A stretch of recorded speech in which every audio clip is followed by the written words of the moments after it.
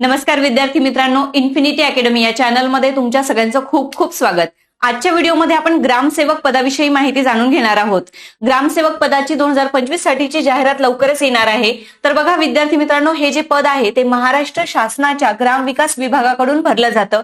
यासाठीची शैक्षणिक पात्रता जी आहे ती 12वी उत्तीर्ण आणि सोबतच MSCIT सुद्धा आवश्यक आहे।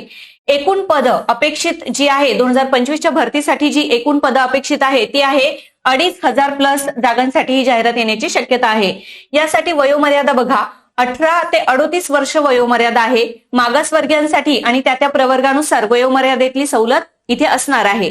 परीक्षेचं स्वरूप बघा, सामान्य ज्ञान, मराठी भाषा, गणित आणि ग्रामपंचायत राज व्यवस्था या विषयांवर तुमची परीक्षा होते। निवड प्रक्रिया कशी होते बघा, की ऑनलाईन पद्धतीने परीक्षा होते। त्यानंतर तुमची कागदपत्रांची पडताळणी केली जाते। त्यानंतर या पदासाठीचा पगार श्रेणी बघूया। वेतन किती असतं बघा, 21,700 ते 69,100 हे लेवल S5 मध्ये वेतन असतं। आणि अर्ज शुल्क जे आहे ते आहे 500 रुपये सामान्य म्हणजेच ओपन वर्गीयांसाठी 500 रुपये आहे आणि मागासवर्गीयांसाठी 350 रुपये इतकं शुल्क असणार आहे। अशाच माहितीपूर्ण व्हिडिओसाठी इन्फिनिटी अकॅडमी या चॅनलला फॉलो करा। व्हिडिओला लाईक आणि शेअर करायला विसरू नका। धन्यवाद।